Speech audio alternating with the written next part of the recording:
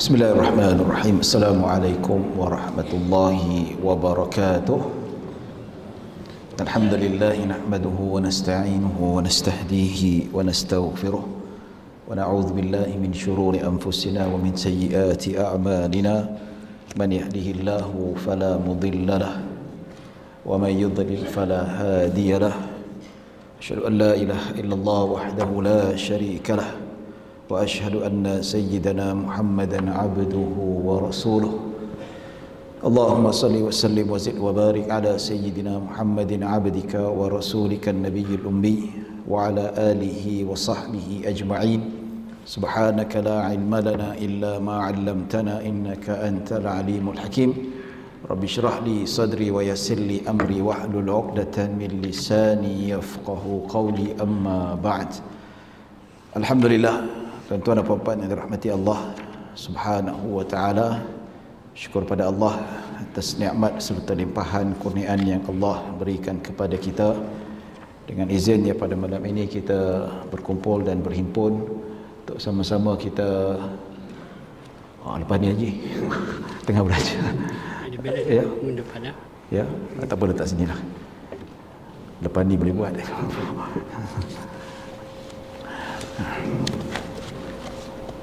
Maaf terganggu sikit.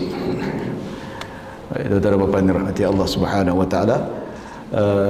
Insya-Allah kita akan sambung pengajian kita kitab 40 hadis berkaitan dengan cinta ataupun 40 hadis mahabbah, yang mana insya-Allah siapa yang belum dapat kitab lagi berminat boleh dapatkanlah sekarang. Masih ada berbaki. Ada peminat ada.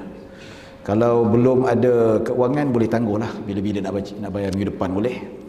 Nak bayar bulan depan boleh, nak bayar tahun depan pun boleh. Dia belaka, tak ada masalah. Masalah keuangan tak ada masalah. Ya, insya-Allah ada satu minat. Tolong boleh ini kaum, insya-Allah. Ada lagi ke? Ini tawaran terhad, limited edition. Ya, ada, saya bawa tadi 70 naskah, berbaki ada 5 lagi, 65. Ya. Okey, terima kasih. Okey, terima kasih. Terima kasih banyak tadi. Terima kasih banyak. Baik, insya-Allah kita akan sambung pengajian hadis yang kelima, muka surat 47. Alhamdulillah kita sudah habiskan hadis yang keempat pada pengajian yang lalu. Insya-Allah untuk ulang kaji boleh baca sendirilah, insya-Allah, berkaitan dengan kelebihan kita cinta Nabi sallallahu alaihi wasallam. Cinta Allah dan Rasul, cinta Rasulullah akan membawa kita ke syurga bersama-sama dengan Nabi sallallahu alaihi wasallam. Baik, kita masuk hadis yang kelima. Hubbu ilahin lil abdi yajlibu mahabbatal khalqi bil amril ilahi. Yang bermaksud ialah cinta Tuhan kepada hambanya mengundang cinta makhluknya terhadap si hamba. Maksudnya kalau cinta Allah, Allah cintakan kita dan mengundang makhluk-makhluk yang lain juga mencintai kita. Baik, an Abi Hurairah radhiyallahu, bismillahirrahmanirrahim, qala al-musannif rahimahullahu taala wa nafa'ana bi wa bi ulumi fid darain. An Abi Hurairah radhiyallahu anhu an Nabi sallallahu alaihi wasallam qala idza ahabba Allahu 'abdan nada Jibril inna Allah yuhibbu fulanan fa ahibbahu فيحبه جبريل فينادي جبريل في أهل السماء إن الله يحب فلانا فأحبوه فيحبه أهل السماء ثم يوضع له القبول في أهل الأرض. وفي رواية مسلم إن الله تعالى إذا أحب عبدا دعا جبريل فقال إني أحب فلانا فأحبه قال فيحبه جبريل ثم ينادي في السماء فيقول إن الله يحب فلانا فأحبوه فيحبه أهل السماء قال ثم يوضع له القبول في الأرض. وإذا أبغض عبدا دعا جبريل فيقول إني أبغض فلانا فأبغضه قال يبغضه جبريل ثم ينادي في أهل السماء إن الله يبغض فلانا فأبغضوه قال يبغضونه ثم توضع له البغضاء في الأرض. وزاد الترمذي ثم تنزل له المحبة في أهل الأرض فذلك قول الله إن الذين آمنوا وعملوا الصالحات سيجعل لهم sayaj'alu lahumur rahmanu wudda. Baik, habis. Atau kama qala sallallahu alaihi wasallam. Hadis yang panjang, ya, insya-Allah kita cuba dapatkan hari ini seperti biasa 3 hadis Nabi sallallahu alaihi wasallam. Ya, pada hadis yang kita baca terjemahannya muka surat 49, cinta Tuhan kepada hamba-Nya mengundang cinta makhluknya terhadap si hamba. Okey, apa maksud tajuk ini? Baik, disebutkan Sayyidina Abu Hurairah radhiyallahu anhu meriwayatkan bahawa Nabi Muhammad sallallahu alaihi wasallam bersabda, seandainya Allah mencintai seorang hamba, ya, Allah menyeru kepada Jibril alaihi salam, sesungguhnya Allah mencintai si fulan, maka cintailah dia. Lantas Jibril mencintainya dan menyeru kepada penduduk langit, sesungguhnya Allah mencintai si fulan, maka kalian semua cintailah dia. Kemudian dia dicintai oleh semua penduduk langit dan diterima oleh penduduk bumi. Dalam hadis riwayat Muslim, seandainya Allah mencintai seorang hamba, Allah menyeru kepada Jibril, sesungguhnya Allah mencintai si fulan, maka cintailah dia. Lantas Jibril mencintainya dan menyeru kepada penduduk langit, sesungguhnya Allah mencintai fulan, maka kalian semua cintailah dia. Kemudian dia dicintai oleh semua penduduk langit dan diterima oleh penduduk bumi. Seandainya Allah membenci seorang, Allah menyeru kepada Jibril, sesungguhnya Allah membenci si fulan, maka bencilah dia. Lantas Jibril membencinya dan menyeru kepada penduduk langit, sesungguhnya Allah membenci si fulan, maka kalian semua bencilah dia. Kemudian dia dibenci oleh semua ahli langit dan diletakkan rasa benci kepadanya dalam diri ahli bumi. Lafaz tambahan oleh At-Tirmizi, kemudian diturunkan perasaan cinta dari dalam ahli bumi terhadapnya, sebagaimana firman Allah, sesungguhnya sesungguhnya orang yang beriman dan beramal saleh, kelak Allah yang Maha Pemurah akan menanamkan dalam hati mereka rasa kasih sayang. Baik, tuan-tuan dan puan-puan dirahmati Allah Subhanahu wa taala, hadis ni bermakna kalaulah kita ni mencintai Allah, kalaulah kita sayangkan Allah, maka Allah Subhanahu wa taala akan cinta kita. Dan apabila Allah cinta kita, Allah akan panggil Jibril, wahai Jibril, aku cintakan fulan bin fulan. Dan bila Allah kata aku cintakan fulan bin fulan, maka cintailah dia. Dan malaikat Jibril sebagai ketua malaikat ketika itu, dia bertemu dengan seluruh penduduk dekat langit. Jutaan, malah bilion malaikat disuruh oleh Jibril. Dia kata sesungguhnya Allah cintakan fulan dan fulan.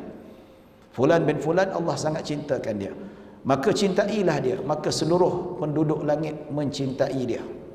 Nampak? Allah cinta dan seluruh makhluk-makhluk Allah yang terkenal dengan ketaatan, iaitu malaikat, akan mencintai dia. Dan tak cukup itu, Allah meletakkan qabul, Allah meletakkan penerimaan dirinya oleh penduduk manusia di muka bumi ini. Jadi ini tuan-tuan dan puan-puan rahmati Allah Subhanahu wa taala. Sebab itu kita mesti menjadikan diri kita ni dicintai oleh Allah Subhanahu wa taala. Bagaimana kalau kita lihat pada muka surat terjemahan yang pada muka surat 50, cara bagaimana nak mendapatkan kasih sayang cinta Allah dan cinta para malaikat seluruh makhluk Allah di muka bumi dan juga di langit. Bagaimana? Iaitu Allah Subhanahu wa taala sebut, innal ladzina amanu wa 'amilus salihati sayaj'alu lahum ar-rahmanu wudda. Yang mana sesungguhnya mereka yang beriman dan beramal saleh, maka Allah menjadikan bagi mereka, iaitu penduduk langit dan bumi, kasih sayang kepada orang-orang yang beriman itu sendiri. Jadi cara kita nak mendapatkan kasih sayang Allah adalah hendaklah kita beriman dan beramal pada Allah, beriman dan beramal saleh. Lagi banyak kita beramal saleh, maka Allah Subhanahu wa taala akan mencintai kita. Bila Allah mencintai kita, maka Allah akan perintahkan seluruh penduduk langit mencintainya. Nampak? Jadi bila malaikat semua mencintainya, malaikat mendoakan dia rahmah dan kasih sayang ke atasnya. Nampak? Kan adalah hadis, bila orang datang salat berjemaah, selagi mana dia salat dalam masjid, ketika itu malaikat mendoakan dia, berselawat ke atasnya dan mendoakan rahmat ke atasnya. Nampak? Itu tanda sayang malaikat kepada orang yang disayangi oleh Allah Subhanahu wa taala. Jadi pokoknya macam mana nak mendapat kasih sayang Allah, mestilah bertakwa. Dalam hadis yang lain Nabi sallallahu alaihi wasallam disebutkan hamba Allah ni dia mendekatkan dirinya pada Allah dengan amalan-amalan yang fardu, ahabbu ilaih.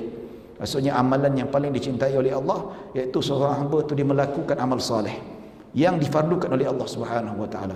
Kemudian ditambah lagi dengan amal-amal sunat, iaitu wa ma yazalu 'abdi yataqarrabu ilayya bin nawafil hatta uhibbah. Bukan sekadar dia melakukan amal-amal fardu saja, tetapi hamba-Ku tetap mendekatkan dirinya padaku dengan amal-amalan sunat. Hatta uhibbah, sehinggalah aku cinta kepadanya. Nampak? Nak dapatkan kecintaan Allah, dia kena banyak mentaati perintah Allah. Bukan saja melakukan amalan-amalan fardu, malah mendekatkan dirinya pada Allah Subhanahu wa taala dengan amalan-amalan sunnah. Jadi tuan-tuan dan puan-puan dirahmati Allah Subhanahu wa taala, mendekatkan diri pada Allah mengundang kecintaan Allah Subhanahu wa taala. Bila Allah cinta, seluruh penduduk langit akan mencintai kita. Bagaimana kita nak mendekatkan diri pada Allah, iaitu beramal soleh dengan amalan-amalan fardu. Ya, bukan cukup tu saja, tambah lagi dengan amalan-amalan sunat. Tambah lagi amalan sunat. Tak cukup salat fardu 5 waktu, salat sunat. Tak cukup dengan puasa fardu, puasa sunat, dan macam-macam lagi. Tak cukup dengan zakat, bila cukup haul dan nisab, sedekah-sedekah, nampak tabung dia derma. Dekat kedai mamak nampak tabung tahfiz masjid dia derma. Hatta uhibbah, bila ditambah dengan amalan sunat, sehinggalah Allah mencintai dia. Dan tambahan lagi tuan-tuan, bukan cukup sahaja penduduk langit mencintainya, Allah meletakkan dirinya diterima oleh penduduk bumi. Di sini kata Al-Imam Ibn Mulakin rahimahullahu ta'ala, dia kata maksud hadis ini, orang yang Allah cintai dekat dunia, dia diterima oleh orang-orang yang baik. Orang yang beriman sangat mencintai dia.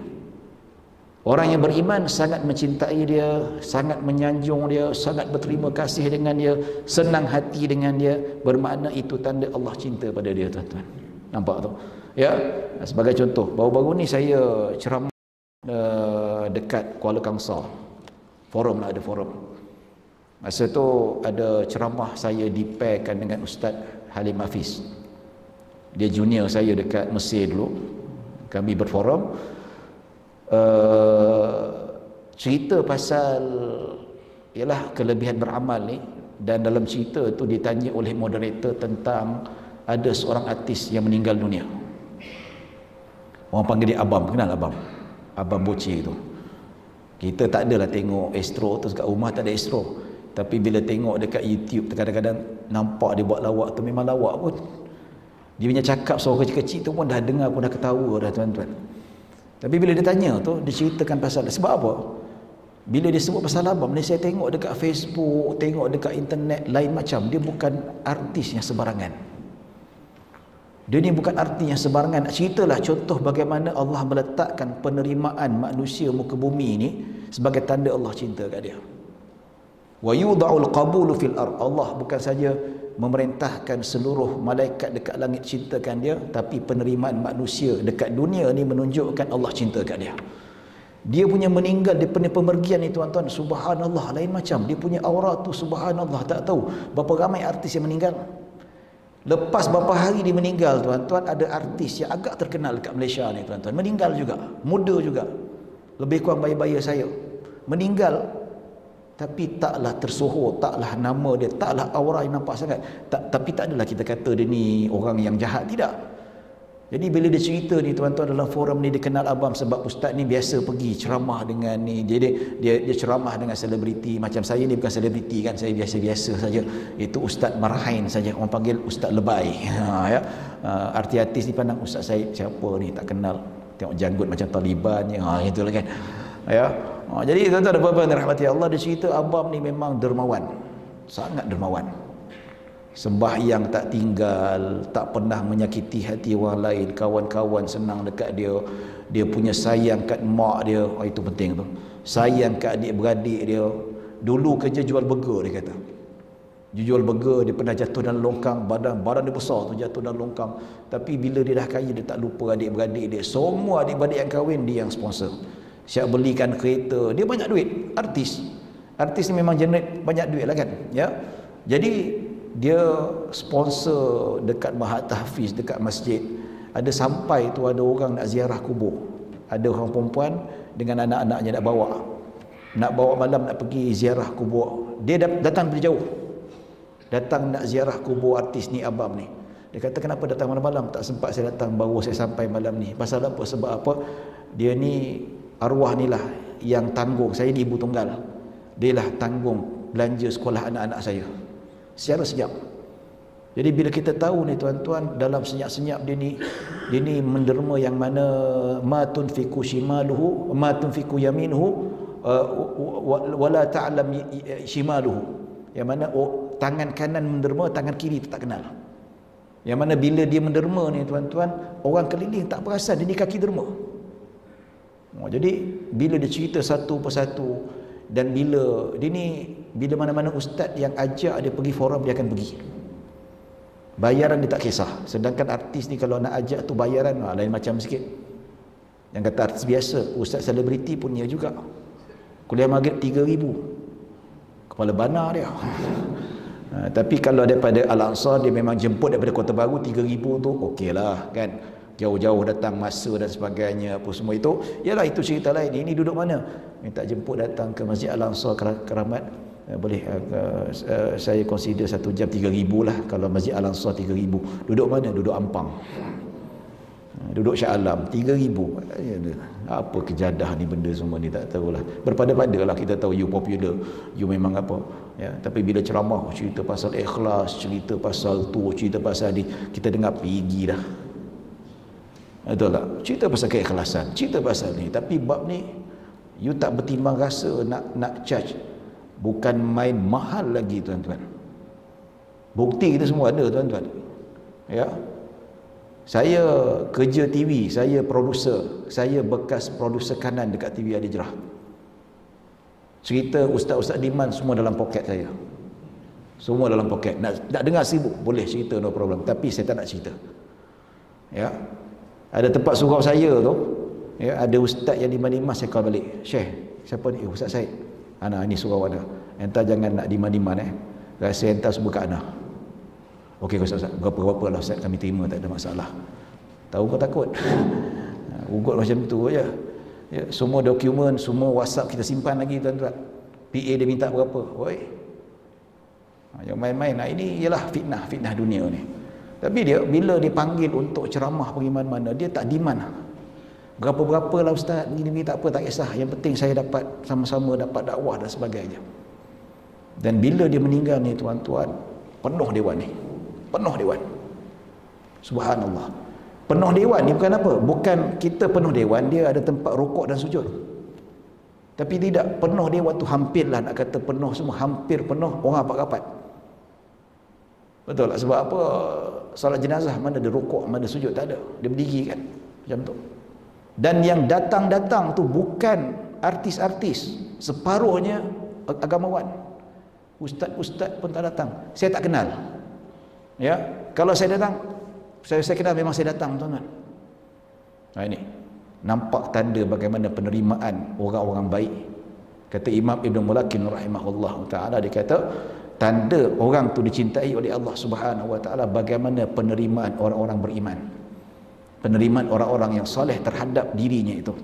Kalau dia dicintai oleh orang beriman yang hidup ketika itu walaupun sudah meninggal dunia, itu tanda Allah cinta pada dia. Nampak? Tapi pemergian arwah Abam ni subhanallah sangat memberi kesan. Satu persatu cerita yang suruh dirahsiakan, kata lama-lama saya tak tahan Ustaz. Saya cerita juga, rupanya dermawan dia ni subhanallah. Tok 2 minggu selepas tu ada seorang artis meninggal dunia. Meninggal dunia. Ya, kita simpati juga. Dia punya coverage tu ada artis-artis tu yang banyak keluar dekat Facebook, dekat apa. Tapi di kalangan orang, dia punya coverage tak macam Abam ni. Dahsyat sebenarnya. Sangat-sangat dahsyat, sangat mengagumkan. Yang datang tu dengan ustaz-ustaz yang kenal dengan dia datang. Yang mana artis-artis pun, politician pun datang sekali. Nampak penerimaan tu. Bahkan bagaimana pula orang yang tak baik. Orang yang tak baik disebutkan dalam hadis yang kita lihat pada terjemahan muka surat 49 ya. Riwayat Sahih Muslim dia kata sama juga maknanya, tapi ada tambahan dalam Sahih Muslim yang mana Nabi SAW sebut ya, Allah cinta, malaikat Jibril cinta, dan Allah perintahkan seluruh ahli langit cintai dia. Dan sama juga tuan-tuan, apabila ahli langit mencintai dia, Allah meletakkan penerimaan manusia dekat muka bumi ini supaya cinta dia, sayang kat dia juga. Ya, baik. Dan kalau kita lihat ya, pada muka surat 50 tu terjemahan dia, ya, pada yang bawah tu tengah-tengah, sesungguhnya Allah membenci si fulan, maka kalian bencilah dia. Batal lantas Jibril, maksudnya sesungguhnya Allah membenci sefulan, maka bencilah dia. Tidak. Atas sikit. Seandainya Allah membenci seorang hamba, Allah menyeru kepada Jibril, sesungguhnya Allah membenci si fulan, maka bencilah dia. Lantas Jibril membenci dia dan menyuruh kepada penduduk langit, sesungguhnya Allah membenci si fulan, maka kalian semua bencilah dia. Kemudian dia dibenci oleh semua ahli langit dan diletakkan rasa benci padanya dalam diri ahli bumi. Nampak tak? Ini berlainan pula kalau Allah benci, jangan kata benci, seluruh penduduk langit benci pada dia, termasuklah malaikat Jibril alaihissalam. Dan tak cukup sampai situ saja, dekat dunia orang-orang beriman pun benci pada dia, tuan-tuan. Banyak di depan mata kita, kita boleh tengoklah. Zaman sekarang senang kalau kita nak tengok, ya, menakutkan orang-orang yang tak baik, orang-orang yang menentang hukum Allah Subhanahu wa taala. Bagaimana bencinya manusia-manusia ni. Ya. Ada orang yang golongan yang suka memprovokasi Islam. Ni baru-baru ni semalam. Ya, semalam Hari Wanita. Hari Wanita ialah nak kata, ya tak apa, kita menyambut, kita appreciate isteri kita, kita appreciate mak kita, kan, adik-beradik perempuan kita, kita appreciate sempena Hari Perempuan, Hari Wanita yang dicipta oleh Barat. Nak kata bid'ah, tak sedap pula nak kata bid'ah, nak kata menyerupai orang kufar. Tapi kalau kita bawa elemen yang positif, apa salahnya? Betul tak? Ya. Tapi kita semalam ucap, tak ucap ke, orang rumah tanya tak ucap ke Happy Women's Day. Kata sebelum nak tanya, hari lelaki tak ada ke? Hari perempuan je. Nampak? Adalah juga hari bapa tu, hari bapa, hari mak dia, ni hari lelaki tak ada. Betul tak? Tapi kita kena fikir lelaki ni penting, bapa ni penting. Kalau tak ada bapa tu apa jadi? Bayangkan kalau bapa tak ada, PIBG jadi apa, tuan-tuan? PIBG, nak tengok pentingnya bapa tu. Kalau bapa tak ada jadi apa? Buang B jadi apa? Jadi babi, kan? Pig. Sebab tu jangan pelekehkan lelaki, jangan pelekehkan bapa. Bapa tu penting. PIBG, buang macam tu dia katakan. Apa cerita apa ni, apa tu yang Piramli tu cerita apa tu, ahli nujum, kan? Tuah mana kekuatan dia? Huruf ta lah. Kalau tukar bah jadi buah, ya, kalau jadi tukar huruf lain jadi lain, tak dia. Yang macam PIBG kekuatan pada B tu. Kalau B dibuang jadi pig, khinzir jadinya. Jadi tambah B, PIBG, Persatuan Ibu Bapa dan Guru. Saja cerita selingan lah, kan. Tak ada masalah nak cerita pasal tu. Cuma yang menarik dekat KL tu, rupa-rupanya ada perhimpunan aman memperjuangkan hak wanita. Kata jangan sekali paksa wanita pakai tudung, biar nak dedah dan sebagainya. Ada kata wanita rambut ni sudah dijadikan perhiasan, sebab sudah dijadikan benda tu untuk ditengok, benda yang menarik untuk ditengok. Kenapa mesti nak tutup? Ya, saya kata kalau rambut tu benda cantik, orang suka tengok untuk didedahkan, saya kata bukalah baju tu. Bukalah baju dalam tu, belenggeng jalan tengah jalan. Berani tak? Tak berani. Rambut apa dia kata? Dengan perjuangan LGBT-nya, dengan pakai baju pelangi warna-warni, ialah sambut hari wanita, tak apalah dengan cara positif. Tapi mencabar agama ni, tuan-tuan, mencabar apa, sampai memperjuangkan LGBT, lesbian, gay, transgender, dengan maknyah sekali, dengan lelaki-lelaki, dengan tomboy sekali, berhimpun ramai-ramai. Perjuangan aman. Makin teruk dah Malaysia ni. Dan bila kita tengok gambar-gambar tu, ramai muka orang Melayu. Orang Melayu ramai. Nampak? Penyakit liberal dah makin menyerang orang kita, makin teruk. Sebab itulah bila kita tengok orang yang dibenci ni, tuan-tuan, orang-orang saleh akan benci pada dia. Dia kata, ustaz, dia ni ramai penyokong, ramai cinta. Yang cinta dia siapa? Orang soleh ke orang ahli maksiat? Ramai penyokong dia ramai. Oh, well done. You fight for your life, fight. Oh, bagus, semua sokong. Tapi yang sokong-sokong tu semua spesies dia juga. Yang sokong spesies dia juga.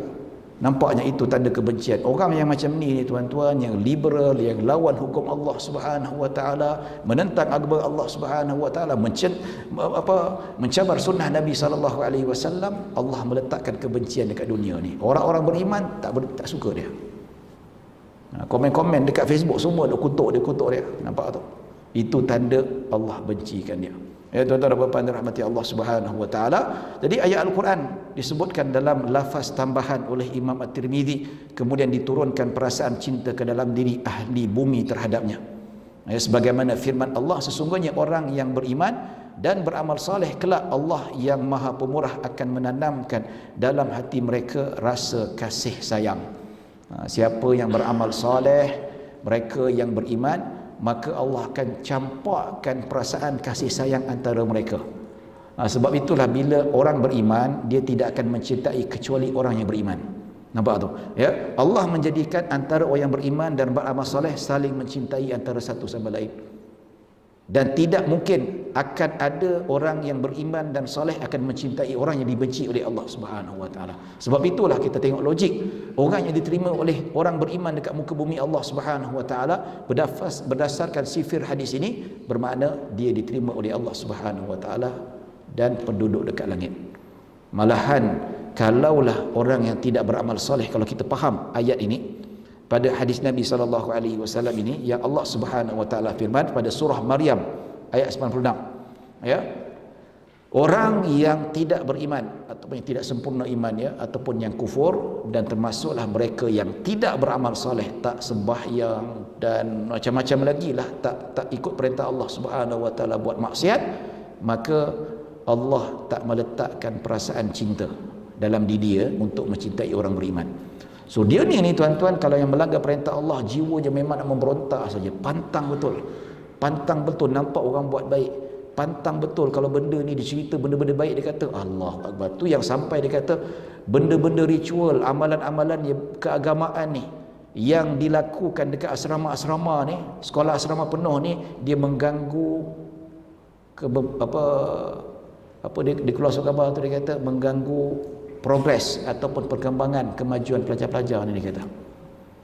Supaya ada mak bapak yang keluar kenyataan macam tu. Sebab apa? Sekolah dekat Mara, sekolah dekat asrama penuh, dia akan buat tiap minggu, buat qiyamul lail, bangun malam pukul 4 pagi, lepas tu ada solat duha berjemaah, ada baca yasin. Ada mak bapak kata amalan-amalan ritual ni mengganggu progres perkembangan pelajaran kanak-kanak ni. Macam tu sekali.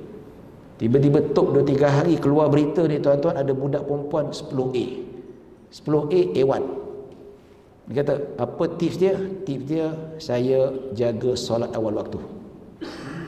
Nampak? Ini bukti orang jaga ibadat, jaga ritual, insya-Allah Allah jaga hak dekat dunia ni tuan-tuan. Ihfazillaha yahfazuka.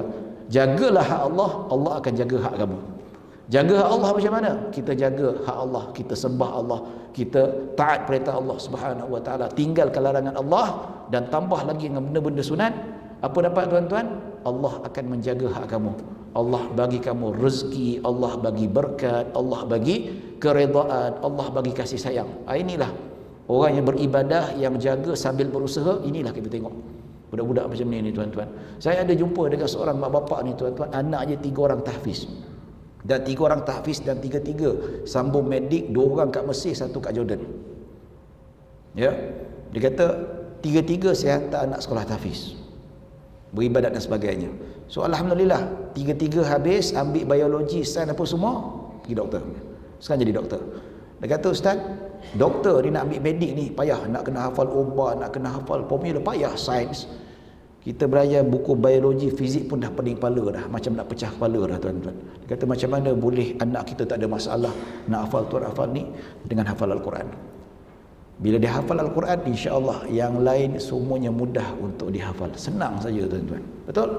Ini tips, dan ramai macam itulah pengalaman-pengalaman yang hantar anak dia untuk sekolah tahfiz. Nampak? Jadi makin dekat kita diri pada Allah Subhanahu wa taala, Allah akan jaga hak kita. Ya. Baik tuan-tuan dan puan-puan dirahmati Allah Subhanahu wa taala. Kita masuk hadis yang seterusnya, termasuk hadis yang mana tuan-tuan boleh baca penjelasan seterusnya, yang mana guru kami Syekh Mustafa An-Nadwi dia kata bagaimana Allah meletakkan cinta dalam jiwa orang beramal saleh dan orang beriman.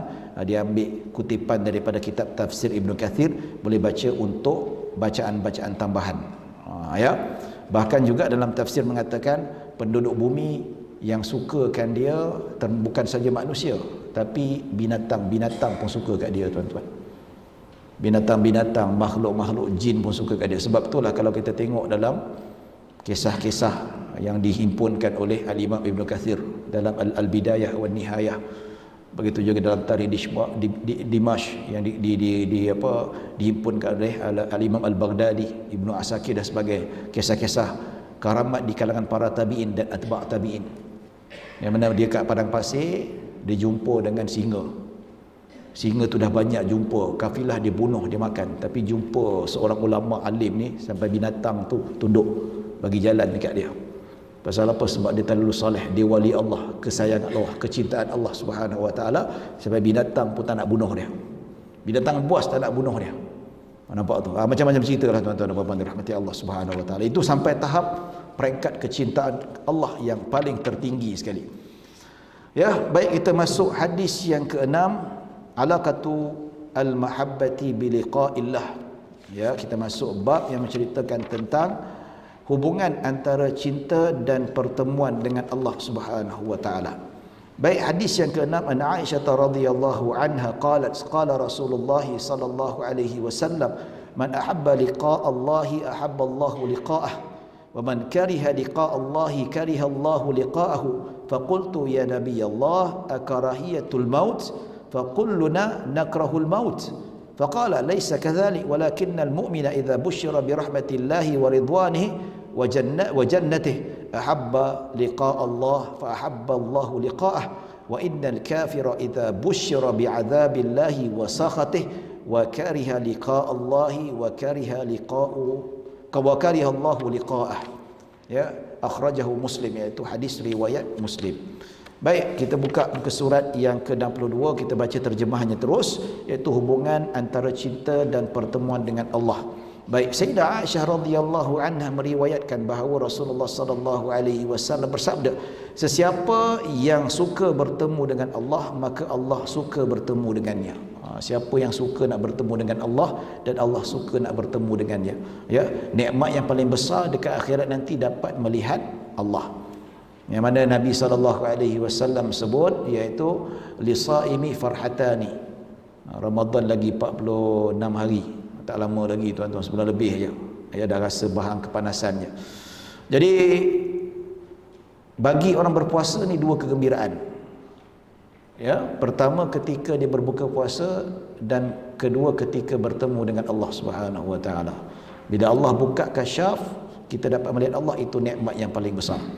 Jadi siapa yang ingin bertemu dengan Allah, Allah suka nak bertemu dengan dia. Allah nak bagi nikmat yang paling besar. Kemudian Nabi SAW kata, sesiapa yang benci bertemu dengan Allah, maka Allah juga benci bertemu dengan dia. Kalau dia benci nak bertemu dengan Allah, Allah pun tak ingin jumpa dengan dia. Ya, bertemu apa? Iaitu bertemu dengan Allah dan dapat melihat Allah. Ini akidah ahli sunnah wal jamaah.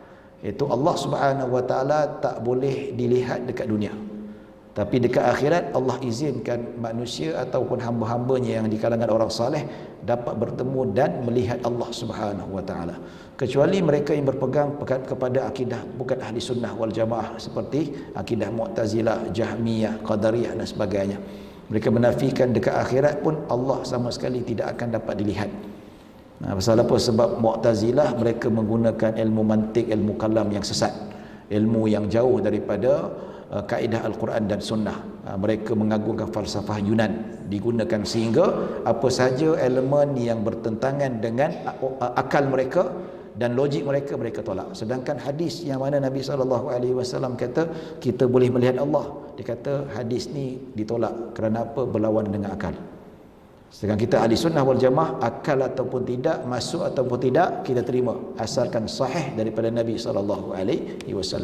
Ya, jadi insya-Allah kita dekat akhirat dapat bertemu dengan Allah, tapi bertemu dengan Allah dalam dua keadaan. Orang yang saleh, kata Imam Ghazali, apabila dia bertemu dengan Allah dengan penuh kegembiraan, dengan penuh kesukaan, dengan penuh rasa nikmat. Manakala orang kufur, orang yang maksiat, apabila bertemu dengan Allah dengan penuh ketakutan, dengan penuh macam-macam lah rasa ngeri, rasa macam ya, bertemu Allah takut neraka, bertemu dengan Allah teringat dosa dan sebagainya. Apabila dilihat Allah Subhanahu wa taala memang dia tak layak masuk syurga, maka ditempatkan ke dalam neraka. Baik, aku iaitu Aisyah bertanya, wahai Nabi, apakah maksud benci kepada kematian? Bukankah kita semua membencinya? Oh ya, Sayyidah Aisyah nak dapatkan penjelasan yang lebih jelas. Tuan-tuan suka mati ke? Tak ada siapa suka mati. Nabi Musa pun takut mati. Malaikat maut datang jumpa malaikat maut datang jumpa Nabi Musa. Ini diceritakan dalam Sahih Bukhari. Diceritakan dalam Sahih Bukhari, malaikat maut jumpa Nabi Musa. Jumpa Nabi Musa, dia beritahu, aku datang atas perintah Allah Subhanahu wa taala dalam bentuk manusia, bukan dalam bentuk asalnya. Dia kata, aku datang, aku diperintahkan oleh Allah untuk mencabut nyawa engkau. Terkejut Nabi Musa alaihissalam. Dia pun tumbuk malaikat tu. Terkejut sampai terkeluar mata dia. Nak ceritakan bagaimana kuatnya kan, Nabi Musa kan kuat. Dia kuat, jenis badan dia tinggi, sawo matang, dan badan dia sasa kuat. Macam tu. Ini bukan cerita bohong, hadis palsu ni. Ada malaikat Nabi Musa tumbuk malaikat, hadis sahih Bukhari. Tapi yang dia tumbuk tu bukan erti kata dia sengaja, terkejut sampai tertumbuk macam tu sekali. Maksudnya Nabi pun tak suka mati, Rasul pun tak suka mati. Jadi Sayyidah Aisyah kata, kalau kita ni bencikan kematian, adakah bermakna kita ni benci nak bertemu dengan Allah Subhanahu wa taala? Itu maksud dia. Macam mana pula kalau kita ni tak suka mati? Siapa suka mati? Adakah yang membencikan kematian ni bermakna dia tu benci nak bertemu dengan Allah Subhanahu wa taala? Kalau macam tu payah. Sebab apa? Tak ada siapa pun yang suka mati. Nabi pun tak suka mati, tuan-tuan. Ya, baik, apa kata Nabi SAW? Bukan seperti itu maksudnya. Jangan takut. Bencikan kematian, takutkan kematian bukan bermakna kita benci nak bertemu dengan Allah Subhanahu wa taala. Itu fitrah. Itu biasa. Ketakutan atas kematian itu fitrah. Fitrah sefitrah-fitrahnya. Tetapi mukmin apabila menghadapi kematian diberi kabar gembira tentang rahmat Allah, keredaan dan syurganya, sehingga dia gembira untuk bertemu dengan Allah. Lalu Allah suka untuk bertemu dengannya. Ya, bila orang yang dalam keadaan beriman ni tuan-tuan diberikan tentang syurga dan neraka, diberitahu tentang kebaikan orang yang mati dalam keadaan beriman, ya Allah, dia kata pun tak sabar nak bertemu dengan Allah. Sebab itulah apabila dikhabarkan tentang kematian dalam beriman, dalam keadaan husnul khatimah, maka Allah cinta dengan dia dan Allah akan bagi syurga pada dia, Allah redha pada dia, dia pun suka nak bertemu dengan Allah Subhanahu wa taala. Dalam masa yang sama dia takutkan mati, itu biasa. Pasal apa? Bila takut mati, pasal apa kita tak boleh nak menghadapi kematian? Bila habis kematian, inqata amaluh, habis amalan kita. Sebab itu dalam hadis Bukhari dan Muslim, Nabi SAW sebut, wala yatamanniyanna ahadukumul mauta lidurrin nazala bihi. Nabi kata, janganlah setiap seorang di antara kamu mengharapkan kematian disebabkan kemudaratan yang turun ke atasnya. Ada orang dia sakit yang teramat sakit, ya Allah, janganlah siksa aku macam ni, baik kau cabut saja nyawa aku. Nabi kata jangan. Nabi kata pasal apa? Nabi SAW, idza mata ahadukum inqata amaluh, apabila mati setiap seorang di antara kamu, tak ada chance lagi dah, terputus amalannya. Bila dah mati, tak ada chance lagi nak beristighfar, nak bertaubat pada Allah Subhanahu wa taala. Nabi SAW sebut, ma zadallahu lil mu'mini tula umrihi illa khairan. Tidaklah Allah Subhanahu wa taala menambahkan umur seseorang orang beriman itu walaupun dalam keadaan sakit kecuali kebaikan. Walaupun sakit, walaupun dalam keadaan pedih, Allah panjangkan umur dia tuan-tuan, bukan kerana lain, Allah nakkan kebaikan pada dia. peluang untuk dia mendekatkan diri pada Allah Subhanahu wa taala, peluang untuk dia bertaubat, peluang untuk buat baik, peluang untuk membaikkan keadaan. Kalau hutang, ada masa nak jumpa orang pemiutang tu nak minta halal ataupun nak bayar. Bayangkan kalau kita minta mati, Allah bagi mati lah, hutang tak settle. Gantung roh kita tuan-tuan. Tergantung kita, habis macam mana? Yang nak bayar pun, nak waris kita tak mampu nak bayar hutang tu macam mana? Orang mati syahid pun rohnya tergantung disebabkan hutang. Hak Allah, bukan hak Allah, hak orang. Macam tu. Ya. Jadi tuan-tuan dan puan-puan dirahmati Allah Subhanahu wa taala, takut mati itu biasa. Sebab apa takut? Jangan kata takut mati. Sayyidina Uthman bila nampak kubur menangis. Menangis sampai membasahi hatta yubilla lihyatahu, basah janggut dia. Takut mati itu. Sayyidina Umar takut mati, menggigil. Hanzalah bila Nabi SAW ceritakan tentang azab neraka, pengsan dia. Takut mati. Takut kita terkena macam tu sekali, tuan-tuan. Ya. Tapi hakikatnya bila cerita tentang syurga dan neraka, cerita tentang amal soleh, dia suka nak bertemu dengan Allah Subhanahu wa taala. Maka Allah suka nak bertemu dengannya. Baik, seterusnya apa kata lagi? Apa yang Nabi SAW sabdakan lagi, sesungguhnya orang kafir apabila menghadapi kematian, dia diberi khabar tentang seksa Allah dan kemurkaannya, maka dia benci untuk bertemu dengan Allah, dan Allah juga benci bertemu dengannya. Nampaknya orang kafir maksud di sini ada dua maksud, kafir hakiki dan kafir majazi. Ada dua. Kafir bukan maksud kafir dia ni murtad ataupun dia non muslim saja. Itu yang pertama. Dan makna kedua, kufur nikmat. Apa maksud kufur nikmat? Mereka yang ahli maksiat. Ahli maksiat, kufur nikmat. Kufur nikmat, maksiat. Maknanya sama. Seperti mana firman Allah Subhanahu wa taala, la in syakartum wa la azidannakum. Jikalau kalian bersyukur, maka aku akan tambah. Pasti aku akan tambah nikmat. Bersyukur apa? Bersyukur iaitu beramal soleh. Seperti mana Allah perintahkan Nabi Musa, ahli keluarga Daud bersyukur dengan beramal soleh, iaitu syukur itu beramal soleh. Itu yang dimaksudkan dalam firman Allah Subhanahu wa taala. Apa ayat, lupa dah ayat dia. Bila tak teringat ayat dia, tapi bila kita nak minta ayat tak terkeluar ayat dia. Ya, tapi anishkur lillahi, beramal soleh macam tu.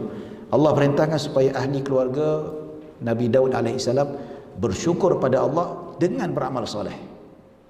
Iaitu bukan syukur thanks God, terima kasih Allah, cukup. Nak bersyukur tu beramal soleh. Buat yang Allah perintahkan, tinggalkan larangan Allah, itu bersyukur. Jikalau kita bersyukur, maksudnya Allah akan tambah lagi amalan-amalan, tambah lagi nikmat-nikmat ke atas orang yang bersyukur. Wala in kafartum, jikalau kamu kufur, bukan kufur murtad, tidak. Kufur sini kufur nikmat. Kita tidak bersyukur. Bukan tak berterima kasih, tidak beramal soleh. Inna azabi la syadid, sesungguhnya azabku maha pedih. Nampak? Ya. Jadi saya nak kena cari juga ayat tu. Sebab apa? Saya ada jumpa, ada orang tanya, orang golongan liberal ya, nak buktikan dalam Al-Quran, bila kita datang hadis, orang liberal tak percaya. Kata buat apa nak sembahyang? Allah kata bersyukur. Bersyukur, say thank you, sudahlah. Allah, bingai betul. Ini bahaya. Protectlah anak kita ni. Ya.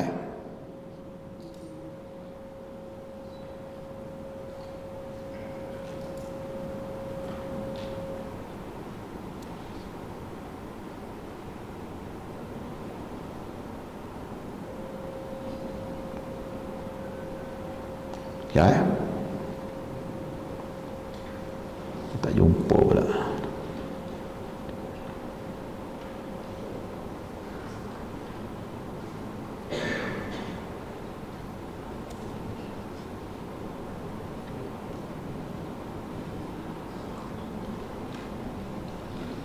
Tak apa, nanti lah.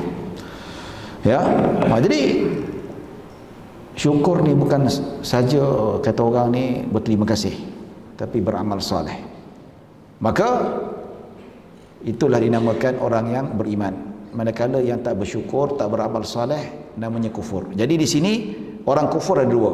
Yang benci, yang tidak beriman, iaitu mereka yang kufur ataupun mereka yang non-muslim. Dan satu lagi kafir nikmat, iaitu orang beriman percaya pada Allah, percaya pada Nabi Muhammad sallallahu alaihi wasallam, percaya pada kitab-kitab tapi tak beramal soleh. Nampak? Ya. Baik. Maksudnya orang kafir apabila menghadapi kematian, diceritakan tentang kematian, diberikan khabar tentang siksaan Allah dan kemurkaan, maka dia benci untuk bertemu dengan Allah dan Allah juga benci untuk bertemu dengan dia. Saya buka contoh lah tuan-tuan. Saya sedih. Kita doakanlah. Ada seorang dia bekas ahli politik. Ya, inilah kita cerita bukan nak cerita keburukan. Pandai-pandailah cari Google lah siapa orang dia. Dia mantan politician, bekas menteri juga. Dia ceritalah tentang orang ni terlalu obses dengan agama ni. Dia kata pernah dalam masa jadi menteri, dia datang dekat nak merasmikan satu tadika kemas lah. Tadika kemas ni lepas tu bila nak sebelum perasmian tu adalah persembahan. Persembahan tu budak-budak tadika lah nyanyi lagu nasyid. Ya, cerita pasal apa? Lagu apa tuan-tuan? Lagu apa macam mana lagu mati? Sepohon kayu daunnya rimbun. Kan? Budak-budak. Sekali dia pun berucap. Dia cerita sendiri, dia cerita dekat dalam surat khabar. Surat khabar mana? Malaysia Kini. Berita apa lagi? Berita itulah. Kan? Dan dia cerita macam mana tuan? Dia kata, saya pernah pergi dekat satu tadika nak merasmikan. Ada ke cikgu suruh nyanyi lagu-lagu macam ni? Budak kecil tak ada lagu lain ke? Kata, ya Allah, budak kecil lah kita kena pupuk tentang agama. Ya, budak kecil lagi perjalanan masih hidup dah nak cerita pasal mati lagi dah. Macam ni. Ini tanda orang yang benci nak bertemu dengan Allah Subhanahu Wa Taala. Orang yang benci nak bertemu dengan Allah bila cerita tentang neraka je, oi stop, you jangan cerita. You jangan nak berkhutbah kat sini. Jangan nak berceramah, jangan nak berkhutbah kat sini, tak payah. Ya, kubur masing-masing tak ada tanam setempat. Ya. Masalah kalau kubur tak setempat tu, kadang-kadang takut kubur kau sebelah kubur aku. Kau memekak menyalak aku nak tidur tak boleh. Itu masalah. Itu bukan kita nak kata apalah, nak kasih puli di balik kan. Ya. Jadi ada jenis macam tu. Ada golongan-golongan liberal yang cerita pasal bagaimana siksaan Allah. Biar saya pernah cuba liberal, yang mana ada golongan liberal ni pernah dia cerita. Dia tanya saya lah, dia aktivis perempuan. Masa tu perbualan dekat mana FB Messenger.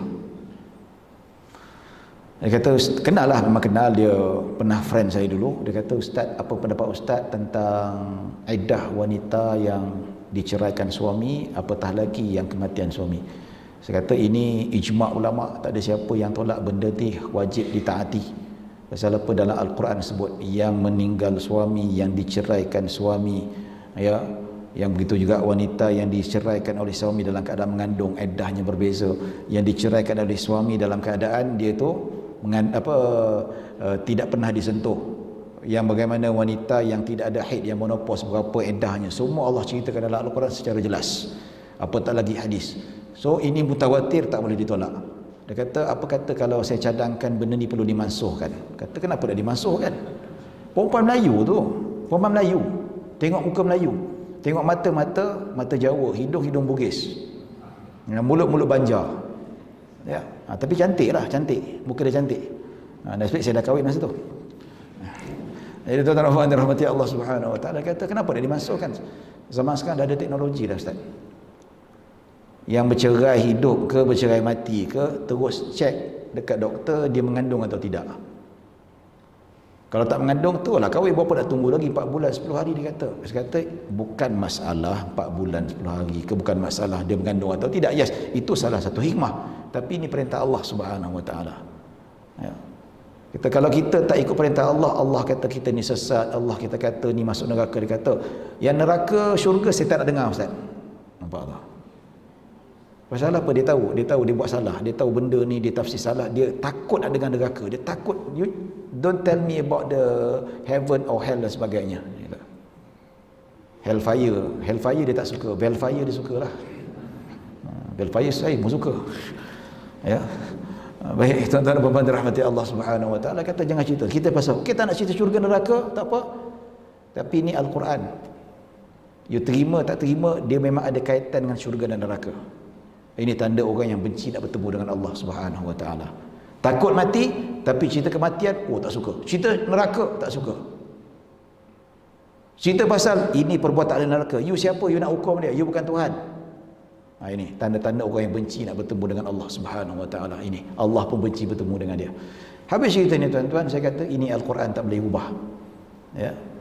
Tak sesuai. Dia kata tak apalah, tak ubah pun tak apa, kita tafsirkan tafsiran yang baru. Saya kata wallati takhafuna walladzina yatawaffawna minkum wa yadharuna azwajan yatarabbasna bi anfusihinna arba'ata ashhurin wa ashra. Keluar pula ayat ini yang tadi tak keluar ayat dalam surah Al-Baqarah. Isteri yang kematian suami iddahnya 4 bulan 10 hari. Contoh, saya bawa contoh. Ni Al-Quran, bukan hadis. Ijma', mutawatir, tolak kufur, saya kata. Tolak kufur dan masuk neraka. Don't tell me, jangan neraka lain cerita ustaz. Kita nak cerita hukum ni. Oh, dia tak suka neraka. Tak suka cerita neraka ni. Siapa you nak kata saya ahli neraka? Saya tak kata you neraka. Terasa ke? Makan cili ke? Tak ada kata. Cek balik, ada tak saya kata you ahli neraka? Saya kata yang tolak hukum ni neraka. You fobia sangat pasal apa? Dia senyap gitu. Nampak orang benci, dia tak suka cerita macam ni. Tapi kalau orang saleh cerita neraka, dia insaf, ya Allah, jauhnya saya dengan Allah Subhanahu Wa Taala. Cerita pasal, dia suka lagi cerita pasal apa? Dengar pasal neraka, menginsafkan dia. Itu orang saleh. Orang yang tak saleh, yang benci bertemu Allah, cerita pasal kematian, neraka, dia tak suka sama sekali, tuan-tuan. Jadi saya kata ini ijma' ulama. Ya. Kata okey, kita tafsir yang baru. Okey, you tafsir baru macam mana? Cuba tafsirkan. Tak tahulah nak tafsir macam mana. Sebenarnya dia nak suruh kita buang ayat tu, tuan-tuan. Itu ya liberal ni. Dia tafsir Al-Quran dan sunnah ikut kepala otak dia, bukan ikut para ulama ahli sunnah wal jamaah. Dan saya katalah macam ni lah ya, iddah ni bukan pasal nak tahu anak siapa yang dikandungkan. Yalah, kalau nikah terus takut anak suami yang meninggal atau yang diceraikan, jadi nak jaga nasab. Okeylah, ada teknologi. Bukan itu saja, ada macam-macam hikmah. Saya sebut hikmah-hikmah kenapa iddah ni perlu ada.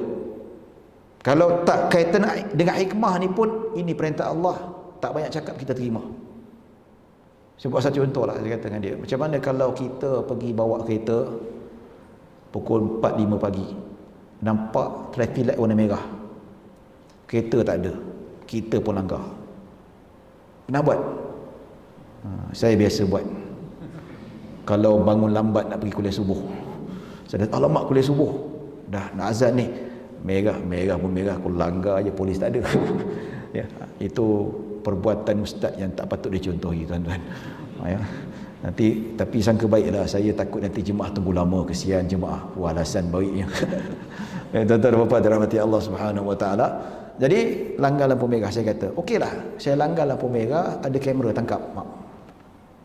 Polis hantar surat suruh bayar saman. Saya tak nak bayar saman. Saya kata saya nak fight dekat court. Saya ambil lawyer yang termahal di dunia. Ya, bawa mahkamah. Mahkamah kata awak bersalah. Saya tak bersalah. Kenapa tak bersalah? Sebab saya langgar lampu merah, kereta tak ada. Jangan kata kereta, semut pun tak melintas. Habis apa? Salah saya ke? Saya fight dengan alasan macam tu. Agak-agak saya lepas tak, tuan-tuan? Lepas tak? Kena saman tak? Adakah saya akan sabit bersalah? Kalau ada 5 hakim kata awak tetap bersalah. Sebab itulah ditulis dalam undang-undang. Langgar lampu merah kena fine RM300. Ada kereta tak ada kereta, itu maksudnya pelanggaran. Sama jugalah dengan iddah ni. Teknologi tinggi ke tak teknologi tinggi ke, sama je hukumnya. Tak ada beza, betul tak? Ya. Baik tuan-tuan dan puan-puan rahmati Allah Subhanahu Wa Taala, hadis yang terakhir. Ya, hadis yang terakhir, an Abi Hurairah radhiyallahu anhu qala Rasulullah sallallahu alaihi wasallam, innallaha qala man 'adali waliyan faqad adantu bil harb wa ma taqarraba ilayya 'abdi bi syai'in ahabba ilayya. Saya baca cerita ni, hadis ni sampai ke hadis ni, alhamdulillah. Berkaitan dengan hadis sebelum ni. Ni guru kami, dia susun cantik, alhamdulillah, supaya berkaitan dengan apa yang kita baca sebelum ni. Ya. Wa ma taqarraba ilayya 'abdi bi syai'in ahabba ilayya mimma aftaratu alayhi wa ma yazalu 'abdi yataqarrabu ilayya bin nawafil hatta uhibbah fa idza ahbabtu kuntu sam'ahu alladhi yasma'u bih wa basarahu alladhi yubsiru bih wa yadahu allati yabtishu biha wa rijlahu allati yamshi biha wa in sa'alani la u'tiyanna wa la ista'adhani la u'idhanna. Baik, Sayyidina Abu Hurairah radhiyallahu anhu meriwayatkan bahawa Rasulullah sallallahu alaihi wasallam bersabda, sesungguhnya Allah berfirman, ni hadis qudsi. Ni hadis qudsi. Hadis qudsi apa? Biasa dalam hadis Allah kata, Nabi kata Allah daripada sahabat, daripada Nabi, dan Nabi bersabda, Allah Subhanahu wa taala berfirman. Ini hadis qudsi. Apa beza hadis qudsi dengan Al-Quran? Bezanya apa? Beza hadis qudsi iaitu lafaz daripada Nabi, makna daripada Allah Subhanahu wa taala. Makna daripada Allah, Nabi interpret mengikut bahasa Nabi sallallahu alaihi wasallam. Mana Al-Quran, makna dan lafaz kedua-duanya daripada Allah Subhanahu wa taala. Sebab itu Al-Quran tidak boleh diubah walaupun satu huruf, walaupun satu baris sekalipun. Tapi kalau hadis boleh diriwayatkan dengan makna. Sebab apa? Tak terikat dengan lafaz, tapi asalkan maknanya betul. Ya, itu bezanya. Baik, apa firman Allah dalam hadis ini? Sesungguhnya Allah berfirman, barang siapa yang memusuhi seorang waliku, maka aku isytiharkan perang terhadapnya. Siapa yang mengisytiharkan waliku? Apakah maksud wali Allah? Boleh bukalah terjemahan sebelah ni macam mana, syarah-syarah dia macam mana. Orang yang dikasihi oleh Allah Subhanahu wa taala. Macam mana kita nak tahu seseorang itu dikasihi oleh Allah Subhanahu wa taala? Tengok penerimaannya dekat muka bumi ni. Macam mana orang-orang saleh menerima dia. Kalau dia dicintai oleh orang-orang saleh, ahli-ahli orang yang beriman, maksudnya dia itu wali Allah. Macam mana wali Allah? Yang taat pada perintah Allah, yang taat pada perintah Rasulullah, yang meninggalkan segala larangannya. Tapi kadang-kadang ada orang yang beramal saleh, berjemaah dan sebagainya, tapi bila bab mengumpat, membawang nombor satu, tak cukup syarat. Ya. Tapi bila kita tengok dia ni, Allah cukup baik dia ni, cukup saleh dia ni. Contoh kan, macam zaman sekarang ni, contohnya kalau kita tengoklah ulama-ulama bila keluar fatwa. Bila keluar fatwa, fatwa tu tidak disenangi oleh sebahagian pihak. Yang tidak disenangi itu mereka lah mengutuk ulama tu, mengutuk orang alim tu. Maksudnya dia memerangi wali Allah Subhanahu wa taala. Sesiapa memerangi Allah, Allah isytihar perang padanya, Allah benci dia. Bukan maksud Allah hantar bala tentera. Kalau Allah hantar bala tentera, hancur selumat satu keping daging pun tak tinggal, tuan-tuan. Tapi maksud Allah mengisytihar perang, Allah benci yang teramat sangat. Sama juga Allah Subhanahu wa taala mengatakan dalam Al-Quran, ya ayyuhalladzina amanu taqullaha wa dharu ma baqiya min riba in kuntum mu'minin. Wahai orang beriman, tinggalkanlah sakit-baki daripada riba jikalau kamu benar-benar beriman. Wa in lam taf'alu fa'adhanu biharbin minallahi wa rasulih. Jikalau kamu tak tinggalkan riba, maka kamu mengisytiharkan perang pada Allah dan Rasulnya, iaitu Allah dan Rasul mengisytihar perang pemakan riba. Maksudnya benci yang teramat sangat. Dan akhirat dia akan mendapat siksaan yang sangat-sangat pedih. Nampak tu? Ya, jadi mereka yang menghukum. Contohlah kalau tak bersetuju dengan para ulama dikeluarkan hukum, cakap baik-baik. Kalau dia tu ada ilmu, kritik secara beradab. Bukan kata ini ulama-ulama makan gaji lah, ulama-ulama setan lah, ulama ini memusuhi musuh Allah Subhanahu wa taala. Sedangkan ulama mufti ke apa ke keluarkan fatwa berdasarkan kajian, berdasarkan Al-Quran dan Sunnah, buka rujuk kitab ulama, bukan sesuka hati. Nampak? Tapi kita senang-senang netizen sekarang ni, kalau cerita pasal undang-undang, dialah pakar undang-undang. Cerita pasal muamalat, dialah muamalat. Cerita pasal tu, dialah pakar. 1001 pakar yang ada kalau kita tengok. Cerita pasal faraid, dia pun hentam ke laut semua dia cerita pasal faraid. Tak betul pun.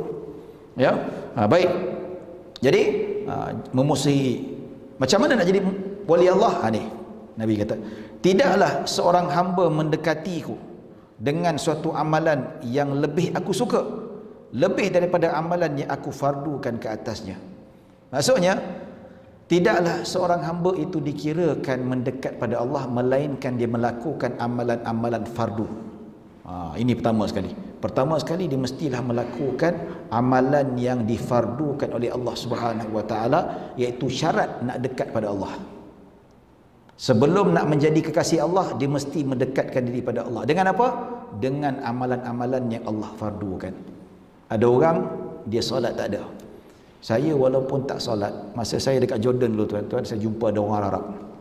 Orang kata, dia liberal, saya tak solat, saya tak sembahyang. Ya, jadi Madza ta'mal kal mu'min? Apa kamu buat sebagai orang mukmin? Kata, aku sedekah, aku tolong mak bapak aku tolong atuk nenek aku tolong ada itu, aku berzikir walaupun tak solat, dengan amalan-amalan ni insya-Allah menyebabkan aku masuk syurga.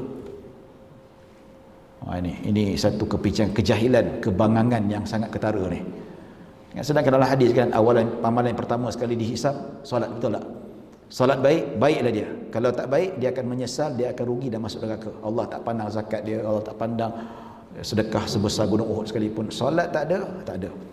Nabi kata miftahul jannati as-salah. Kunci syurga. Kunci nak masuk syurga adalah solat fardu 5 waktu. You sedekah banyak macam mana sekalipun, you tak pegang kunci syurga, jangan harap nak masuk syurga. Nampak? Ya? Jadi Nabi kata nak jadi kasih Allah, pertama dia mesti mendekatkan diri pada Allah.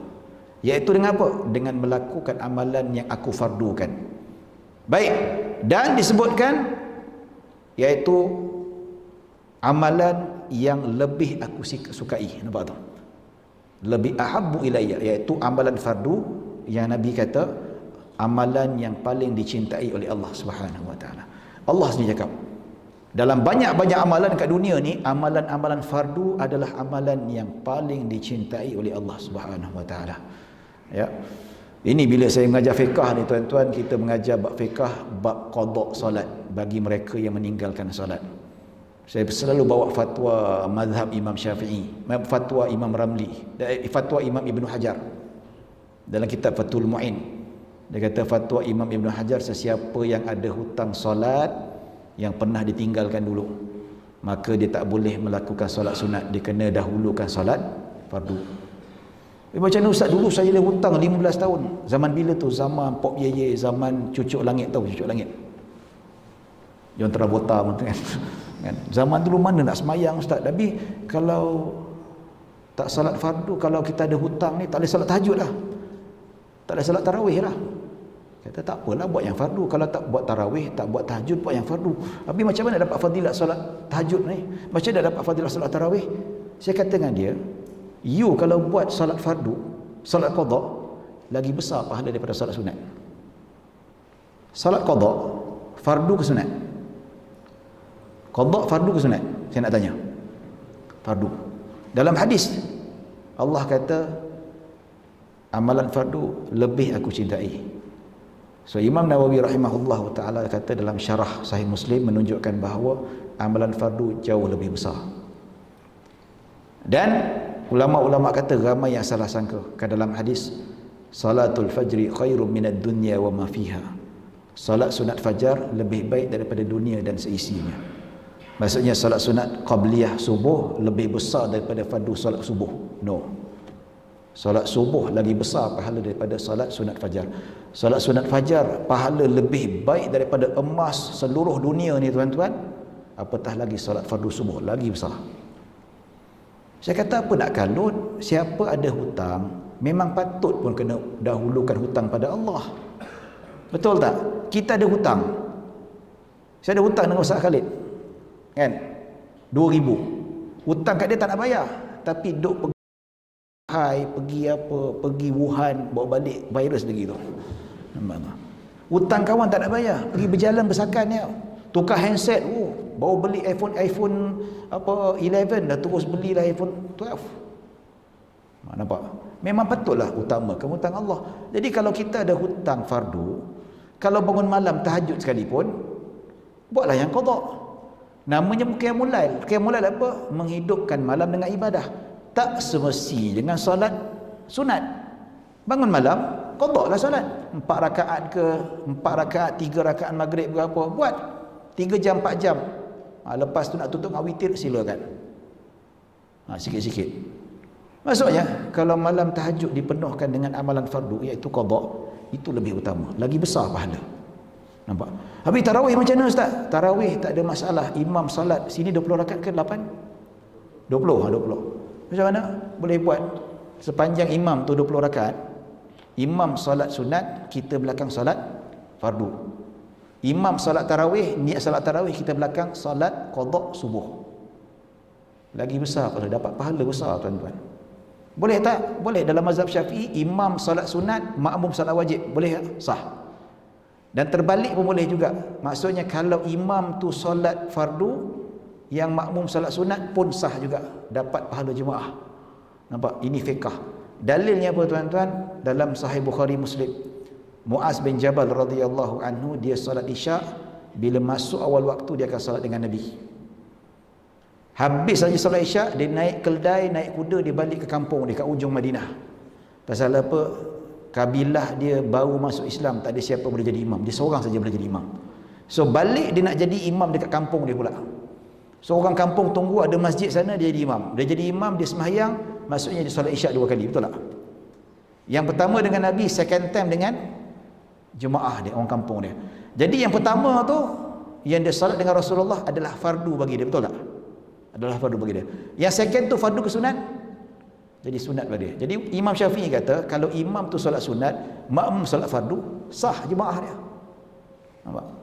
So bila imam tu solat sunat tarawih, kita siaplah solat 2 rakaat, dah dapat malam tu dapat 10 solat subuh berjemaah. Nampak?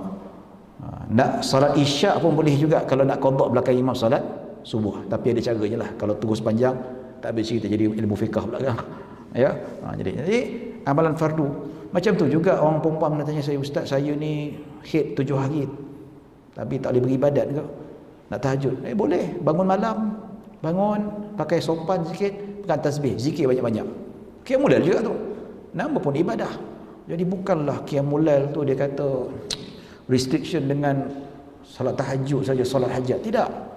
Dia bukan itu saja. Malah kalau ada hutang salat fardu, utamakan salat fardu. Itu lebih utama.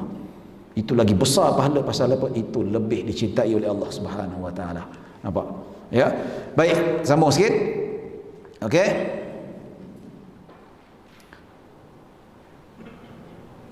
Seorang hamba tetap mendekatkan dirinya kepadaku dengan melakukan amalan-amalan sunat. Maksudnya dah buat amalan fardu tak cukup, dia tambah lagi dengan amalan sunat. Sehingga aku mencintainya. Nampak tu? Nak sampai peringkat Allah sangat mencintainya, dia kena buat yang sunat, dia kena buat yang fardu dahulu, kemudian ditambah dengan sunat.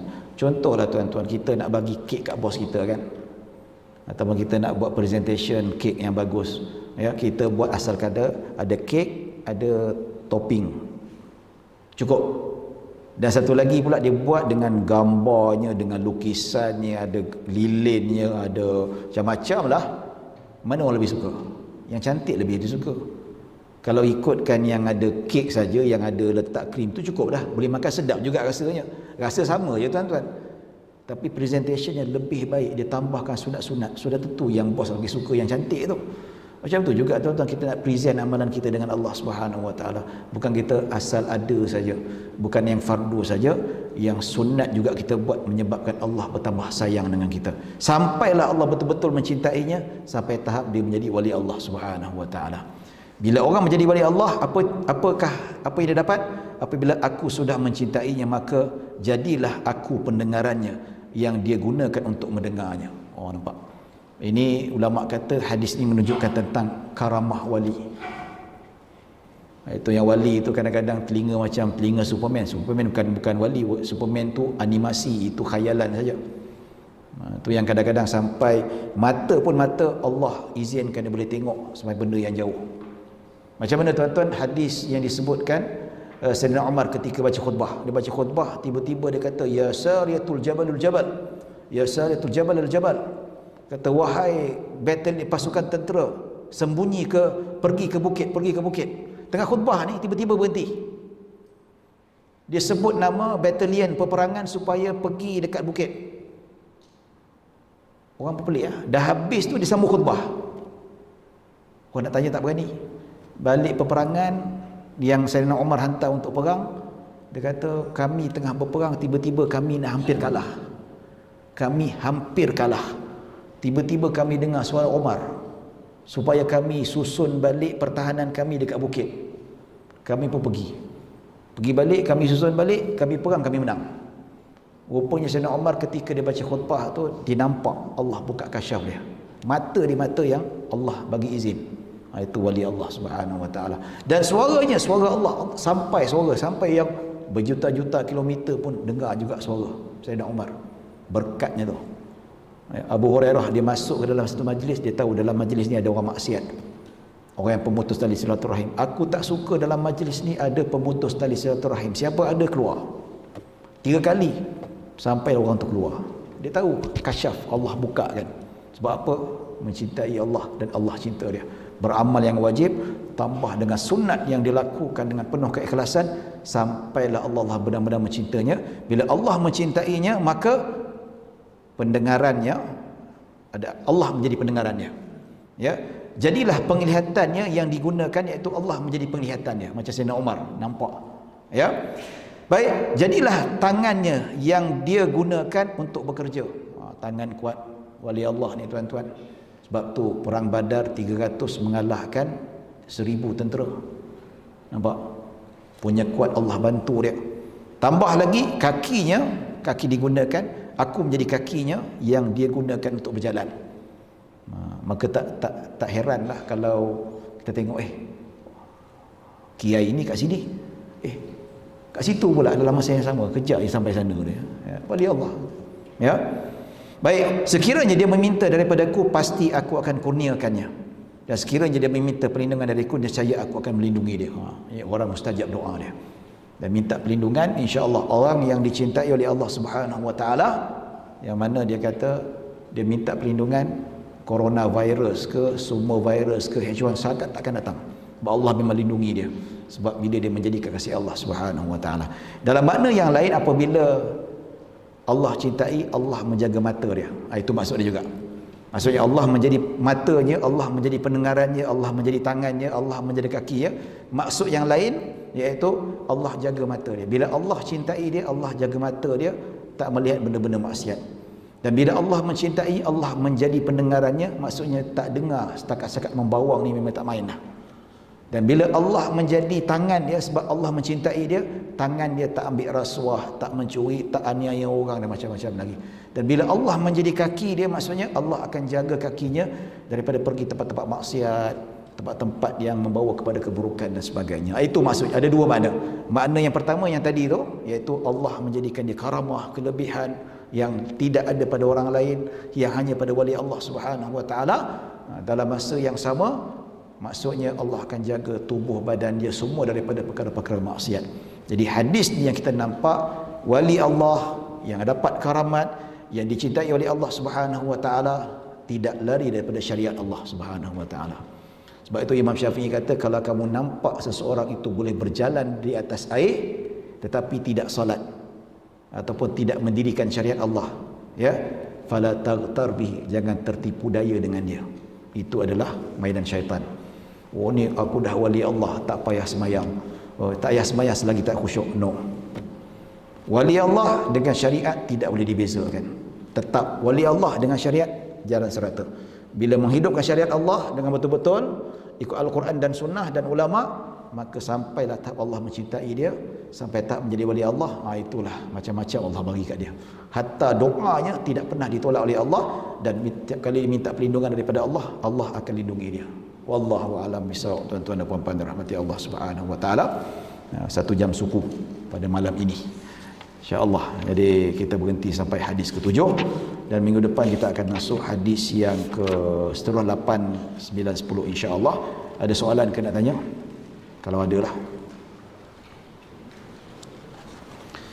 Baik, kalau tak ada soalan, insya-Allah siapa yang belum serahkan duit buku boleh serah pada saya, ya.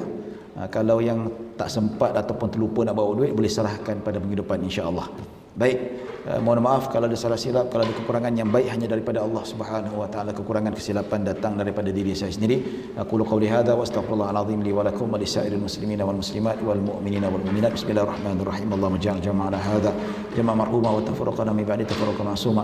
Allahumma la tada' fi maqamina hadza min illa ghafarta wal hamman illa farajta wa la dayna illa qadaita wa la maridan illa shafaita wa la hajata min hawaiji dunya wal akhirati illa qadaita ya rabbal alamin. Sallallahu ala sayyidina Muhammadin wa ala alihi wa sahbihi wasallam. Alhamdulillahirabbil alamin. Assalamualaikum warahmatullahi wabarakatuh.